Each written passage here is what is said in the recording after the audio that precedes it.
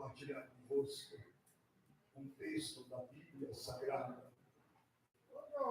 que está no livro de Lucas, capítulo de número 4, versículo 14. Gratidão a Deus por tudo isso, por tantos favores que Ele tem nos proporcionado. Glória a Deus. Eu sinto que Deus vai fazer algo glorioso na vida de alguém nessa noite. Eu não sei o que moveu teus pés, a parte que você veio adorar a Deus, mas alguma coisa Deus vai fazer contigo. Talvez algo que você está pedindo há muito tempo, ou talvez algo que os homens não possam fazer. Eu queria que você implicasse a tua fé, porque Deus tem algo glorioso para fazer na sua vida. Quantos acharam? Digam graças a Deus. Sentado mesmo. Então, pelo poder do Espírito, voltou Jesus para a Galileia. A sua fama correu por toda aquela região. E ele ensinava nas suas sinagogas, e por todos era elogiado. Chegou a Nazaré, onde fora criado. Então entrou num dia de sábado na sinagoga, como era de seu costume. Ele levantou-se para ler. Foi-lhe dado o livro do profeta Isaías. Ao abrir o livro, achou o lugar onde estava escrito: o Espírito do Senhor está sobre mim, porque Ele me ungiu para anunciar boas novas aos pobres. Enviou-me para proclamar liberdade aos cativos, das vistas aos cegos, para libertar os oprimidos e anunciar aceitável ao Senhor, ou do Senhor. Fechando o livro, devolveu-o ao assistente e assentou-se. Os olhos de todos na sinagoga estavam direcionados para ele. Então começou a dizer: hoje se cumpriu essa escritura que acabasse de ouvir. Todos falavam bem dele, se maravilharam das palavras de graça que saíam da sua boca. E diziam: não é este o filho de José? Ele lhes disse: sem dúvida me direis esse provérbio: médico, cura-te a ti mesmo. Faze também aqui na tua terra tudo aquilo que ouvimos ter dito ou ter sido feito em Cafarnaum. Continuou ele: em verdade vos digo que nenhum profeta é bem recebido na sua própria terra. Em verdade vos digo que muitas viúvas existiam em Israel nos dias de Elias, quando o céu se fechou por 3 anos e 6 meses, de modo em que em toda a terra houve grande fome. Em nenhuma delas, porém, foi enviado Elias, senão a uma viúva de Sarepta, de Sidom. E muitos leprosos havia em Israel no tempo do profeta Eliseu, e nenhum deles foi purificado, senão Naamã, o sírio. E todos na sinagoga, ao ouvir essas coisas, se encheram de ira, e levantando, expulsaram-no da cidade. E levaram até o cume do monte, em que a cidade deles estava construída, para de lá o jogarem. Ele, porém, passando pelo meio deles, retirou-se e desceu a Cafarnaum, cidade da Galileia, e os ensinava no sábado. Admiravam-se do ensino, porque ele falava com autoridade. Meus amados irmãos, amigos, ouvintes da palavra de Deus, os irmãos que me assistem pela internet, esse texto de Lucas, capítulo de número 4, verso de número 14, retrata uma profecia em que o profeta messiânico Isaías havia proferido muito tempo antes do nascimento de Jesus. Isaías, capítulo de número 61. Isaías falava acerca de uma profecia, de um tempo que aconteceria. E esse tempo foi no tempo em que Jesus ele, cumprindo seu ministério, ele retorna para Nazaré. E uma das falas de Jesus me chama muita atenção, quando ele diz que o Espírito do Senhor estava sobre ele, e que Deus o havia ungido para anunciar boas novas para os pobres, para proclamar liberdade aos cativos, dar vista ao cego e libertar os oprimidos. Isso me leva um pouco mais para trás, para o livro de Levíticos, aonde Deus orienta Moisés no ano do jubileu, que se dava de 50 em 50 anos, onde as pessoas que eram escravas eram libertas, os presos eram colocados para fora do cárcere, pessoas que tinham dívida eram perdoadas, pessoas que tinham sua terra tomada, a terra era devolvida.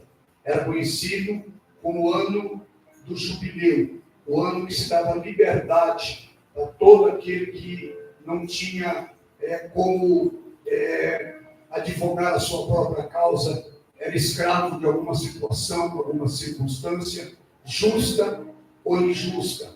Jesus está cumprindo o seu ministério, ele precisava voltar para Nazaré. Ele não podia deixar fora do seu currículo, do seu itinerário, a cidade que ele fora criado.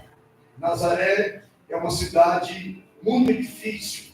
Me faz lembrar de uma certa feita um moço chamado Natanael. Ele está em Nazaré e Jesus manda chamá-lo para que ele fosse de Jesus um discípulo. E Natanael queria informações acerca desse Jesus, pois não o conhecia. E a referência era que ele era de Nazaré. E Nazaré não era um lugar bom de se viver, não era um lugar tranquilo. Os irmãos que têm carro sabem que uma das coisas que a seguradora pergunta é onde você mora. Dependendo do lugar que você mora, o seguro é mais caro por causa da reputação do bairro, da cidade. O índice de criminalidade, o perigo que a cidade representa, diz muito quanto que você vai pagar. E às vezes a tua conotação como caráter, como pessoa, muito dada também o lugar que você nasceu, o lugar que você mora, o lugar que você convive. Às vezes eles misturam o caráter com o ambiente, mas a gente até entende isso. Jesus sabe que ele tem que voltar para Nazaré, ele precisa pregar lá também, porque Jesus não fazia acepção, mas ele sabia também que ele teria muitos problemas no lugar que ele foi criado. Todo mundo conhecia ele ali. E é normal, irmão, embora que Jesus não dá para fazer equivalência com ninguém, mas é normal que alguém que porventura fora criado aqui, como eu fui criado, eu ter mais dificuldade de provar minha idoneidade, de provar o meu caráter para aqueles que aqui estão. Muitos que congregam comigo tiveram dificuldades para vir para cá, porque quando falam, vai congregar com o pastor Rubens, alguém que já me conhece de longa data, a primeira coisa que eles vão lembrar é do meu passado, da minha mocidade neste lugar. Eu me lembro que quando eu me converti a Cristo, uma vida muito difícil, uma vida muito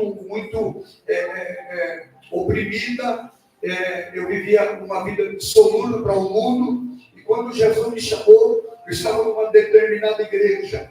Minha mãe estava num ciclo de oração, e eu moço ainda, e eu fui buscá-la nessa igreja. Quando eu chego na igreja, já crente, convertido, mas as pessoas não acreditam que Deus muda a sua vida, que Deus transforma a vida de um homem. As pessoas acham que você não evolui, que você é sempre o mesmo. As pessoas não acreditam em você. Mas Deus investe, Deus acredita em você. Quem sabe você entrou aqui hoje desacreditado. Quem sabe você entrou aqui hoje com sua estima lá no dedão do pé. As pessoas olham para você e desdenham, manuseiam a cabeça e dizem dali não sai nada. Quem sabe alguém olha para o quadro de uma enfermidade na tua casa, na tua família, e diz, não tem mais jeito. Ali é sentença dada. Mas Deus te trouxe esta noite aqui por causas, motivos e circunstâncias, para te elevar a estima, para mostrar para você que você não está só, que todo o movimento dos teus pés é de contínuo controlado pelo céu.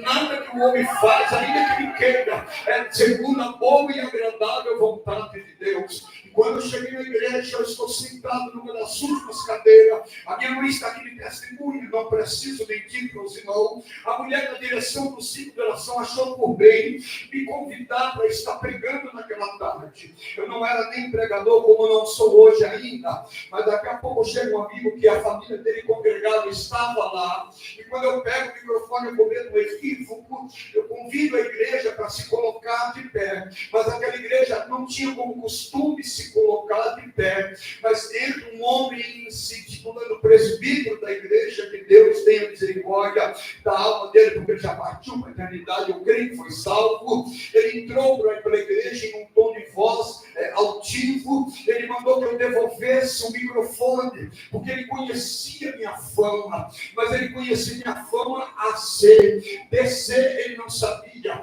antes de Cristo ele não sabia, ele sabia, mas depois de Cristo ele não sabia. Tem pessoas, meu amigo, que nos julgam pelos erros. Muitas pessoas na Bíblia, elas são intituladas sem nome, o servo de Jericó. O servo de Jericó, irmão, se você não for hoje, ele não é mais o servo de Jericó, ele enxerga. A mulher do fluxo de sangue, ela não é mais a mulher do fluxo de sangue, ela é uma mulher curada. Irmão, o filho da viúva de Naim, ele não está mais quando ele ressuscitou, mas as pessoas colocam um adjetivo pejorativo na nossa vida, achando que Deus não muda o nosso caráter, a nossa índole, a nossa vida. Deus nos pega no saco de lodo e nos coloca sentado entre os príncipes. Quem sabe alguém entrou aqui esta noite dizendo: eu não aguento mais, é muita prova, é muita luta, é muito despeio, mas o que manda e não é mandado, o que sabe mais do que todos, induziu a tua alma a vir para o culto esta noite, porque alguma coisa vai mudar na tua vida. Quem te olhar para a tua sobrancelha para baixo, vai ter que olhar para cima, porque Deus vai pegar você lá de baixo e vai colocar você para cima. Quantos acreditam nisso? Que Deus é poderoso para fazer esta obra. Então, dá glória para Ele. Eu fiquei muito nervoso. Quando você não tem maturidade, você age como o estômago, age com o fígado, né? Eu perguntei para ele. E era o melhor momento do meu espiritual. Falei: você é quem? Eu sou presbítero. E eu peguei quando eu disse: você está endemoniado. E até estava. Mas a gente tem que aprender que o sofrimento a cada um separado é permissão de Deus. É para você crescer. Sofrimento da gente não é para matar, não é para envergonhar, não é para constranger. Deus quer dar nossa paciência, o nosso limite. A vida de casa. O marido prova a mulher ao extremo. A mulher prova o marido ao extremo. E Deus permite. A pergunta não é quem dá lugar ao diabo. É quem conserva Deus dentro de um temperamento e de um comportamento. Eu preciso revelar quem me usa. Eu preciso me revelar a quem eu sirvo. A quem eu presto culto. As nossas ações diz se o nosso fruto é bom ou ruim. E é preciso você entender e ter controle sobre as ações de Deus, eu diria. Quando Deus acha por bem nos provar. Mas não é sobre isso que eu quero falar. Talvez em sã consciência, Jesus não voltava para Nazaré. Jesus não voltava. Quando ele manda chamar Natanael, o homem diz: Jesus mandou te chamar. Mas aí a pergunta que nós ficava é: de onde é Jesus? E disseram: de Nazaré.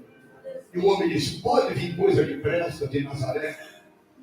Talvez você veja aqui tantas igrejas lindas, maravilhosas. Olha como tem sinagogas que dá gosto, dá vontade de morar lá. Tem ar-condicionado, não é quente como isso. Não é telha de zinco. As cadeiras são mais confortáveis. Aí você pergunta: mas pode vir coisa boa lá naquela igreja quente? Naquela ladeira, o pastor, às vezes, excede das emoções. Aí O Espírito diz para você: vem e vê. E eu quero que você saia daqui não só vendo, sentindo e levando consigo uma vitória. Eu quero invocar a Deus esta noite pedindo ao Senhor, se lembre que eu estou pregando a palavra dele. E que toda palavra que verbalizar a minha boca, eu vou pedir para o Senhor, eu sei que ele vai fazer isso por mim. O Senhor vai colocar um anjo em pé à minha destra. Labaia, Boianda, eu sei, eu já senti a presença dele aqui. E não foi só arrepio, eu sinto. Eu sei que o Senhor tem anjos a seu serviço. E o anjo vai escrever num caderno todo especial. Tudo aquilo que eu falar, Deus vai velar para cumprir na tua vida. Ele vai cumprir não porque você merece, não porque eu mereço, mas porque ele não mente, ele é Deus. Alguma coisa Deus vai fazer na tua vida, eu creio assim. Talvez o inferno se levantou contra a tua vida. Você tem muitos motivos para tomar decisões. E talvez tenha tomado alguma decisão errada. E você quis retroceder, mas não deu mais tempo, não tem como mais voltar. Mas o Senhor ainda tem misericórdia de ti. Ele vai segurar na tua destra, vai dizer: levanta, porque eu sou contigo, eu vou caminhar contigo. Aquele que Deus já perdoou, irmão, se perdoe também. Aquele que Deus já perdoou, não adianta do diabo ficar te acusando, não. Porque o que Deus lavou com o seu sangue está limpo e lavado para a glória do seu nome. Glória ao nome de Jesus. Jesus volta para Nazaré. Mas ele sabe o que aguarda ele. Tem lugares que nós precisamos voltar lá. Não é lugar que nós gostaríamos de estar. Mas é bom quando a gente vai porque precisa ir. Não porque somos forçados a ir. Tem passado da nossa vida que nós temos que voltar no passado. E às vezes passado não é geográfico, não é físico. É um passado que está dentro da nossa alma, que nos faz sofrer. Isso não era mais. Tem coisas que eu preciso me resolver internamente, emocionalmente. Senão eu vou ser um eterno doente. Eu vou ser um eterno, como é que eu poderia expressar? Mal resolvido. Eu vou ser um inconstante sempre. Eu vou estar sempre atribuindo as minhas derrotas às pessoas, a alguém. Foi porque meu pai, foi porque meu ex-marido, foi porque meu filho, foi porque meu vizinho, foi porque você me fez isso há 20 anos atrás. E esses machucados sangram no século presente na tua vida. E causa prejuízos. Eu conversei com o moço hoje, que ele chorava copiosamente para falar da infância dele, de como ele sofreu. Então eu preciso voltar atrás. E não é entre nós, não é uma cuma, não. É uma coisa que o Espírito do Senhor precisa reconstruir dentro da tua alma. Quantas pessoas, irmão, são felizes de aparência, são felizes momentâneos. É óbvio que não dá para ser feliz todo dia. Mas quando a tristeza vem, eu não tenho dificuldade de lidar com ela. Quando o luto vem na minha casa, o Espírito me basta para confortar. Eu me lembro quando Saul vê Samuel morto, ele se desespera. Porque ele não consegue viver sem Saul. E sabe por que ele não consegue viver sem Saul? Porque Saul tinha muita dó dele. E tem momento que a dor de alguém nos atrapalha. Tem momento que a pessoa fica apaixonando muito, a ferida não cura nunca. Tem hora que o psicólogo faz mal para crente. Tem problema que nós temos que confrontá-los. Nós temos que encontrar o problema. Vamos resolver isso agora. Nós transferimos para Deus, para a religião. E pessoas mal resolvidas tendem a causar problemas nos seus relacionamentos, nas suas empresas, nos seus negócios.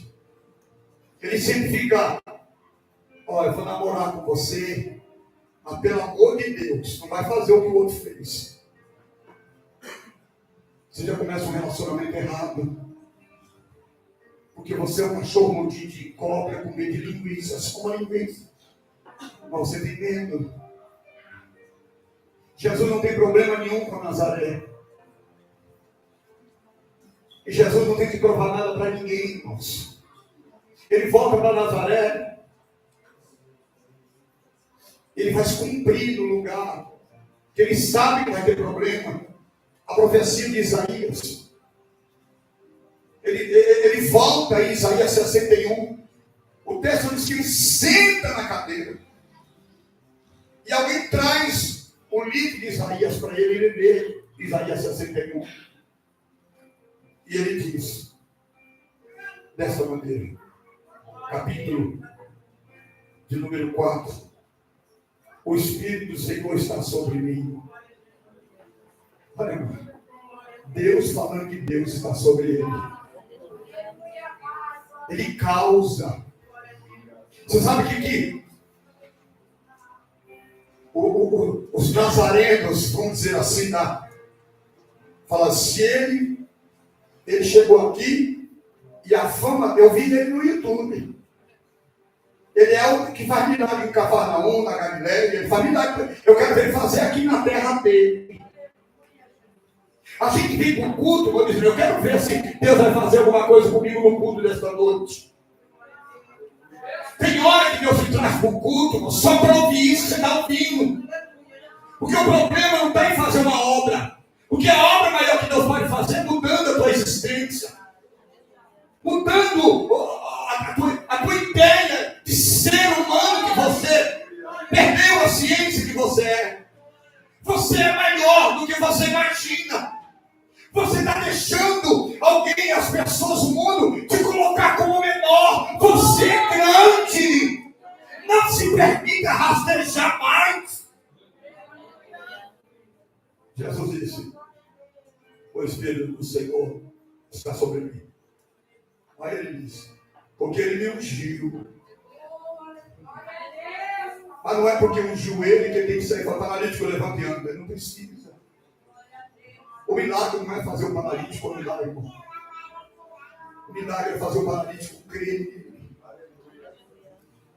Quantos milagres Jesus fez que foram embora? Mas nos versículos que se seguem, Jesus vai dizer que aconteceu muitos eventos no Velho Testamento.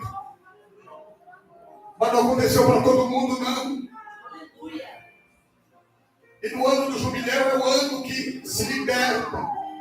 Jesus quer dizer, não é eu falar que está liberto. É saber e crer que eu liberto. Aleluia. Jesus não precisa verbalizar, olha, eu te digo assim, não. Basta a palavra dele ser pronunciada. Que aquele que acredita já se apodera do milagre, da bênção para a vida dele. Sabe o que a palavra está revelando essa noite? Que o Senhor vai dizendo o seguinte, eu estou liberando uma palavra profética para a tua vida. É só você se apoderar dela, porque vai acontecer um milagre na tua vida, vai. Nós estamos procurando homens que chamam-nos pelo CPF. Nós estamos procurando homens eloquentes com a palavra, que pegam o profundo, o oculto e o desconhecido. Jesus não pregou, ele recitou Isaías 61. Se eu recitar Isaías 61, eu acho que vai acontecer milagre aqui esta noite. Porque o Senhor ungiu Jesus.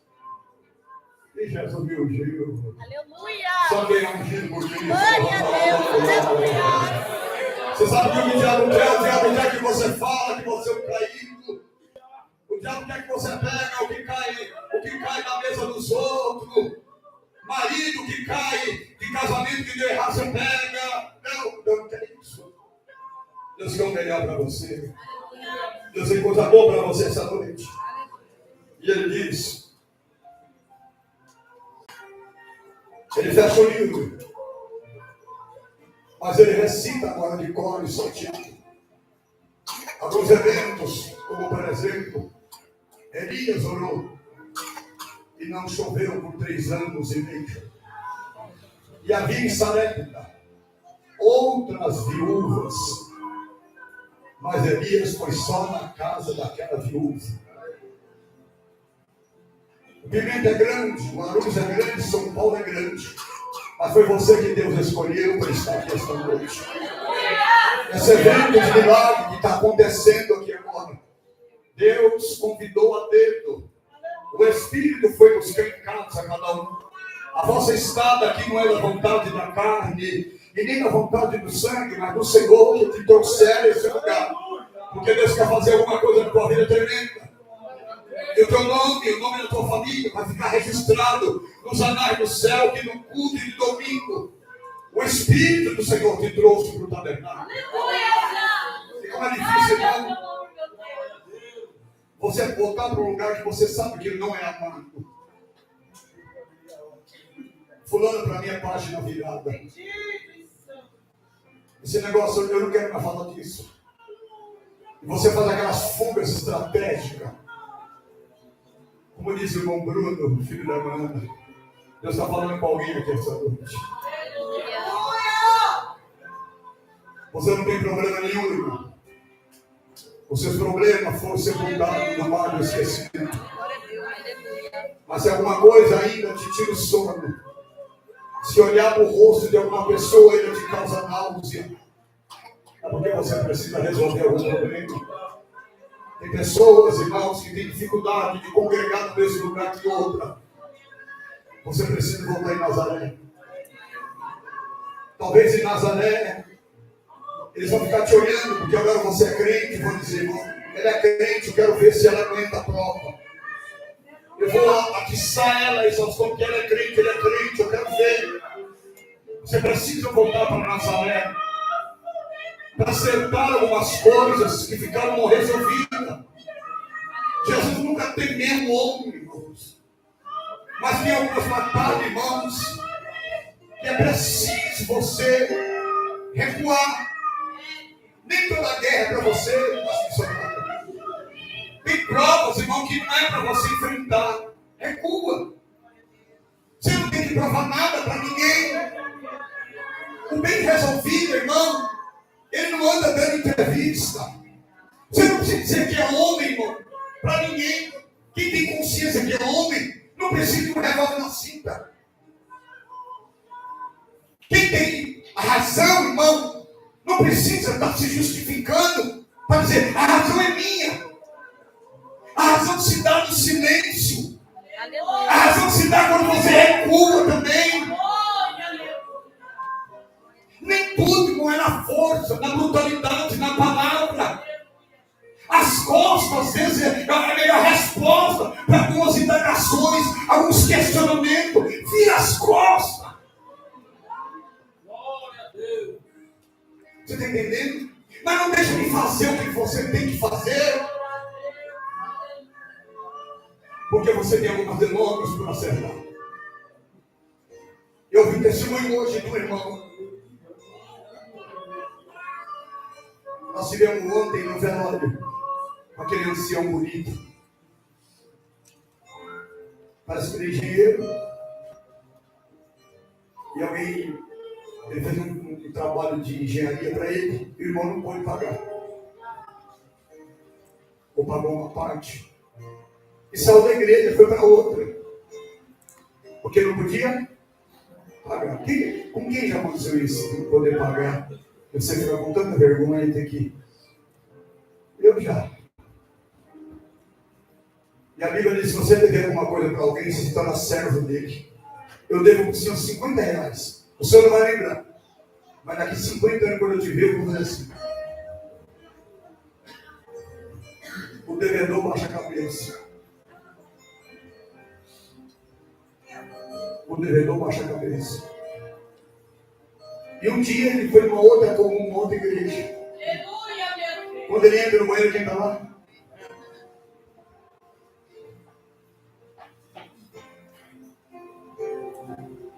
Não tinha onde se esconder. Ele chamou ele para fora e falou: vem cá. Estou furando um poço hoje. Estou pegando a dívida que você tem comigo. E diante de Jesus Cristo de Nazaré, pelo seu sangue, você não me deve nada, está sepultado. Está sepultado. Volta para a igreja, lá que você faz falta. Ele ficou tão constrangido e ele voltou. Está lá até hoje.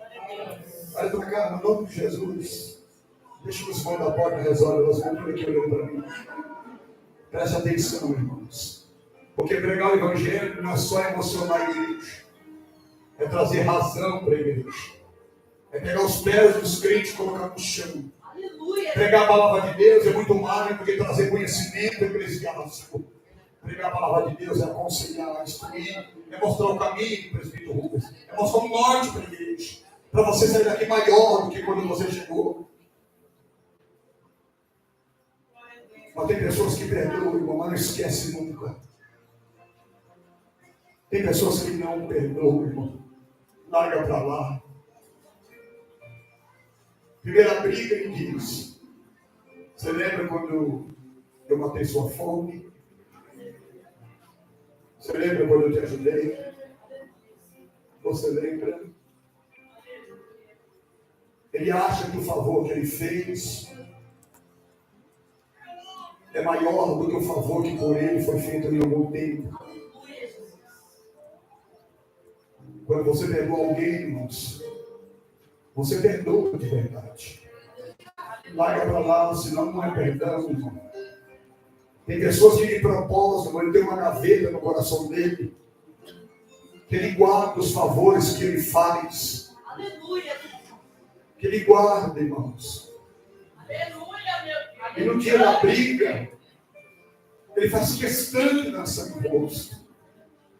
Ele faz questão, irmãos. Meu pai dizia, ele dizia assim: olha para cá, boa, deixa os irmãos chegando.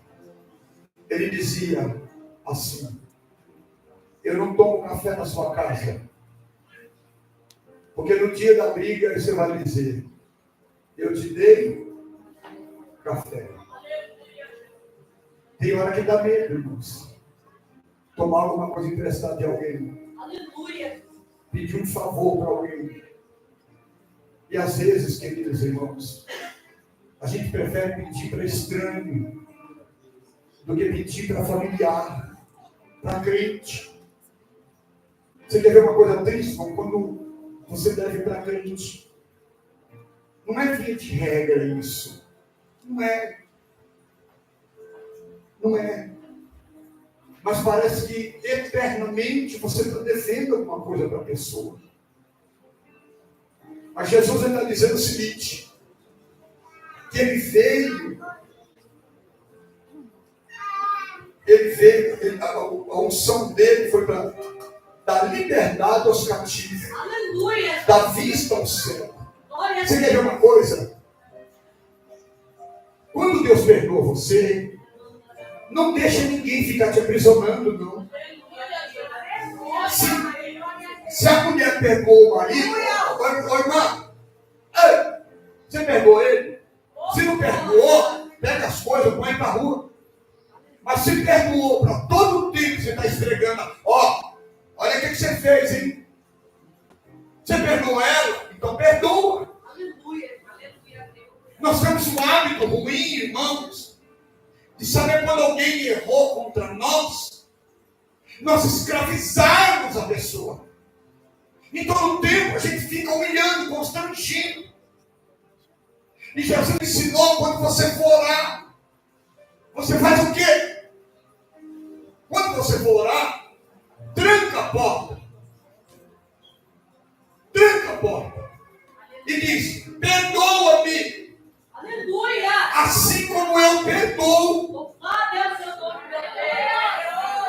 Nós estamos vivendo uma época, pastor Estaldo, do amor. Mas eu nunca vi época mais hipócrita do que esse pseudo-amor. Porque é um amor pseudo, é um amor político, é um amor para mostrar para as câmaras. Hoje as pessoas são presas, meu prefeito, por discurso de ódio. Não, você discursou ódio. Eu nunca vi tanto ódio como agora. Nós temos que deixar o fariseísmo, a hipocrisia. Aleluia. E amarmos uns aos outros. A Bíblia diz entranhavelmente. Não é estranhavelmente. Entranhavelmente vem de entranhas. Eu te amo de alma. Antes aqui não era igreja, presbítero Rubens. Aqui era uma tecido. Bom, e tinha um homem, um dono aqui, que o conhecido dele ia morrer por falta de um rim. Ele doou o rim dele. Você doaria um rim para alguém que é irmão de igreja? Eu não te amo a esse ponto. O problema nosso, para concluir o sermão, preste atenção, querido. Preste atenção. Que nós precisamos viver mais Cristo. Nós falamos muito Cristo e vivemos pouco Cristo.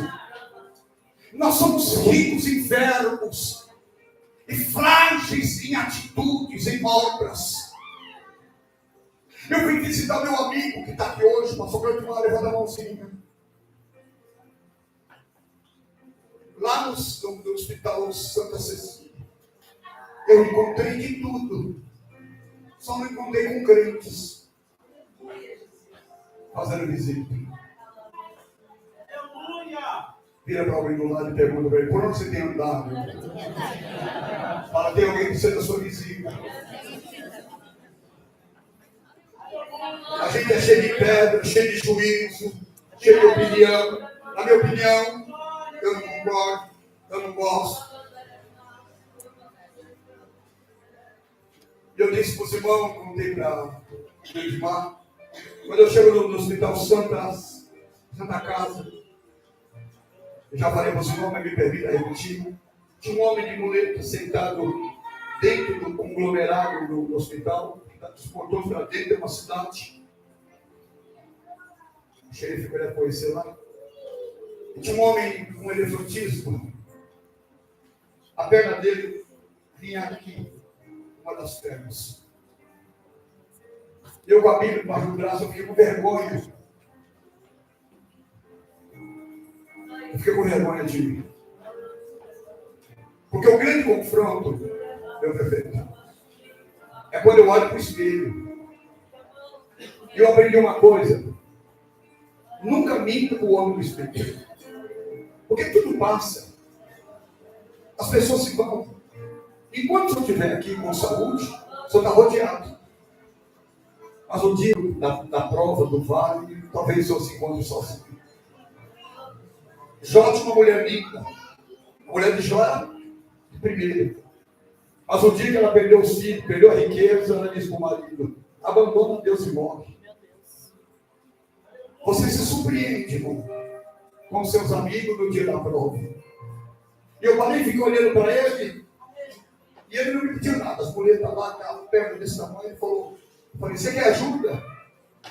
E ele disse: você se sentiu no coração?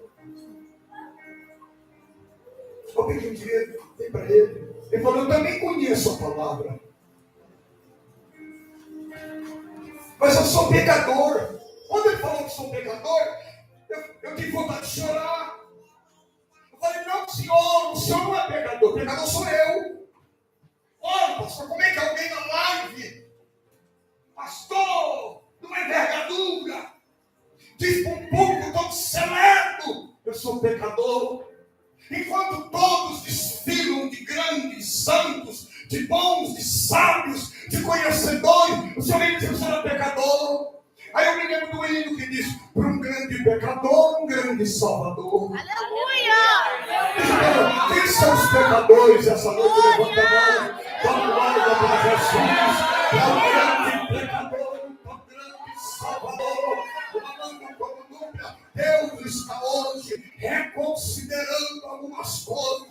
Alguém que está muito aqui, ele vai puxar, vai colocar aqui. E alguém que está muito lá embaixo, ele vai pegar, vai colocar lá em cima. Porque ele pode, ele é Deus, ele é soberano. Ele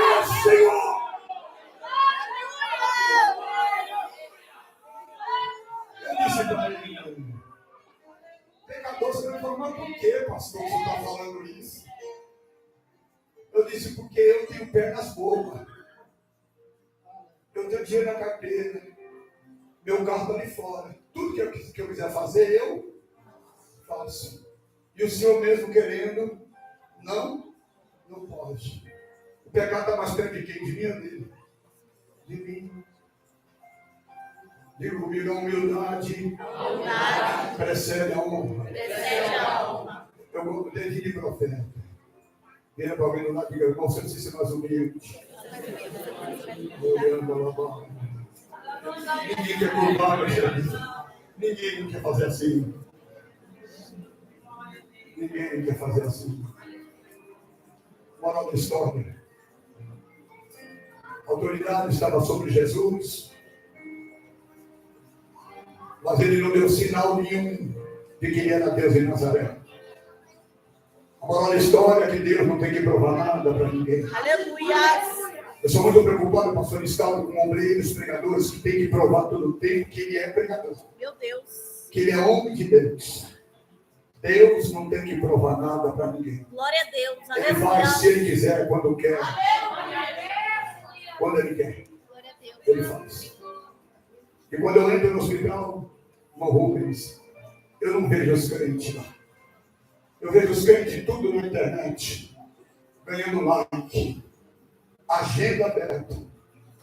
Eu vou perguntar qualquer dia, o dia que eu estiver com o zíper virado para trás.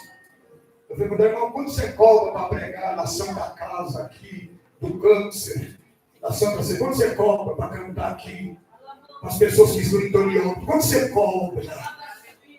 Quanto você cobra para trazer uma hermenêutica, uma exegese, um cheio que para lá, para cá? Estão querendo só um óleo ungido sobre a cabeça, uma palavra de alento, de acalento. A família está abandonada. Deus está procurando quem é sincero na presença dele. Deus está procurando alguém da eminência, mas os escondidos dele, Deus está procurando. Aleluia. Glória a Deus. Aleluia. E a Bíblia diz que eles tentaram matar Jesus em Nazaré. Tinha um monte lá, e vamos jogar ele daqui de cima. Jesus driblou só por aqui e subiu. E eu não lembro, aqui está cheio de pregadores, se ele voltou mais em Nazaré. Voltou, pastor José? Depois dessa, acho que não voltou mais. Mas que ele foi lá, ele foi. Conclusão do sermão. Tem lugar, meu prefeito, que só precisa voltar lá. Você está me entendendo? Eu sei que você já foi em grandes igrejas aí. Grandes templos. Mas eu só vejo uma igreja pequena. Eu queria... Tem gente ver aqui, ver o senhor. Não como prefeito, mas como homem que um dia serviu a minha senhora numa grande necessidade. Eu já vi público. Eu sei que a minha fala às vezes causa em alguns irmãos um senso de julgamento, mas eu não me importo. Se Jesus foi julgado na terra dele, não sou melhor que ele. Então eu queria de público externar o coração que o senhor tem em relação às pessoas que precisam. E tem algumas pessoas aqui que veem do Senhor. E depois, no final do curso, se eu tiver uns minutinhos para atender algumas pessoas, eu gostaria de fazer.